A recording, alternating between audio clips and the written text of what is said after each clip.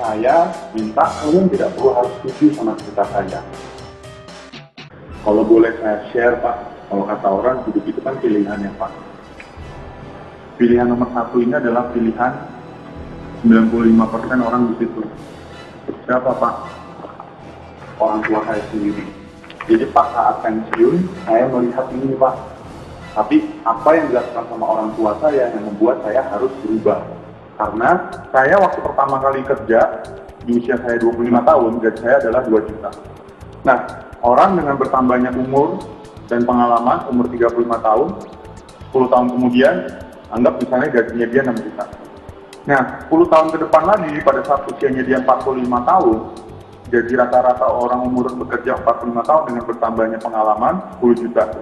Nah, di puncak karir seseorang, misalnya di umur yang 55, misalnya gajinya dia 20 juta.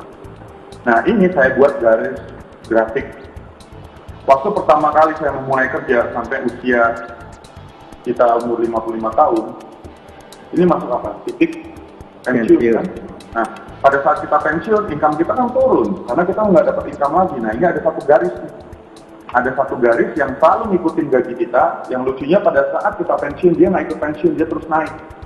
Apa itu pengeluaran kebutuhan hidup.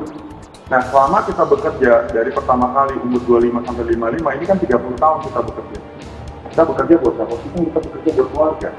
Nah, pada saat kita bekerja selama 30 tahun, kebanyakan orang lakukan yaitu punya tabungan, kemudian investasi dalam bentuk bangunan dan tanah. Yang ketiga, kendaraan. Buat siapa? Buat keluarga kita yang kita sayangi. Ini dibuat dalam bentuk warisan. Cuma kita mesti ingat bahwa di usia kita yang 55 tahun, ini usianya nggak muda lagi. Kalau tiba-tiba ada sesuatu hal yang kita tidak inginkan seperti penyakit, contohnya orang kaya bisa nggak kena penyakit jantung? Bisa. Orang miskin? Bisa. Orang kaya bisa kena stroke? Bisa. Orang miskin? Bisa. Masalahnya kalau itu sampai terjadi, karena saya ngalamin sendiri. Orang tua saya kena kanker prostat stadium 4, 2,5 minggu di Pertamina habis 250 juta. Artinya pada saat kita bekerja selama 30 tahun, uang yang selama ini kita kumpulin bisa kejadian seperti ini. Kebagi buat dokter, kebagi buat rumah sakit, kebagi buat beli obat-obatan. Sisanya buat siapa? Buat apa? Ini yang saya lihat dari orang tua saya. Nah, pada saat saya melihat orang tua saya seperti ini, berikutnya siapa yang akan mewarisi siklus kehidupan seperti ini? Anaknya.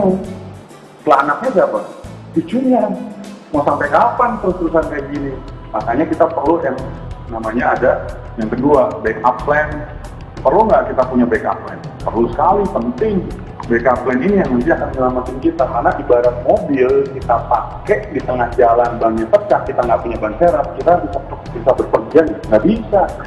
Nah, backup plan ini kita kerjakan 1-3 tahun, bisa menghasilkan 100 juta per bulan. Banyak loh orang punya penghasilan 100 juta per bulan. Ini cuma masalah apa? Ini cuma masalah orang nggak punya kesempatan dan nggak tahu caranya.